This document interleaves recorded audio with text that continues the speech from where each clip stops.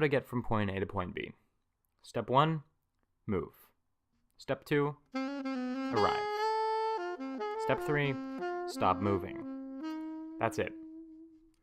Sometimes the simplicity of these steps makes them seem like the end-all be-all. Move, move, move, get there, get there, get there. That's all we know. And the way we talk about movement indicates just as much. Is this the easiest route? How long will it take? And of course the frequently muttered, are we there yet?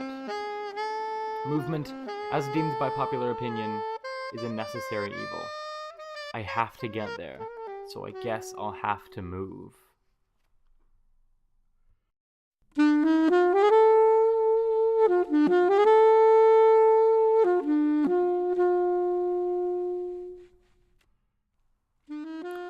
I would be lying to say I always found satisfaction in my morning bike rides to school.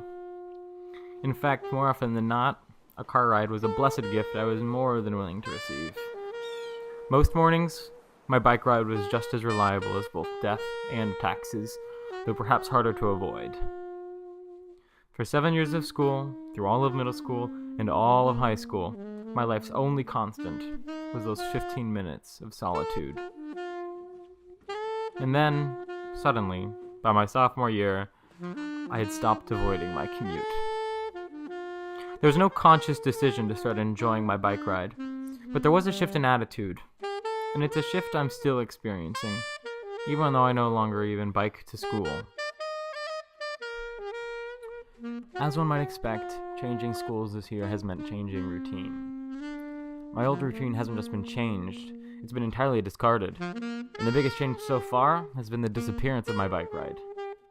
For the first time in my life, on September 2nd, I took a school bus to school. I spent my morning with someone besides myself.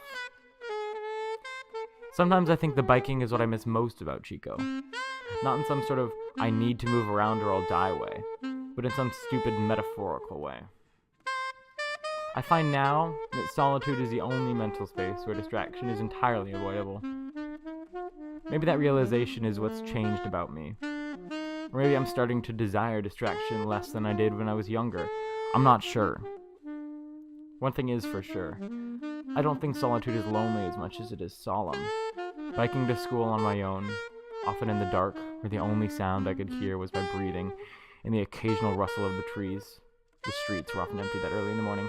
It was a procession. I was on my way to the beginning of something new, and I was enjoying every self-indulging moment of it. I never had to share my mornings. There is more to movement than the motion itself.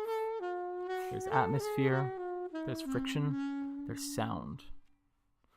And sometimes the best way to move is without any of that at all.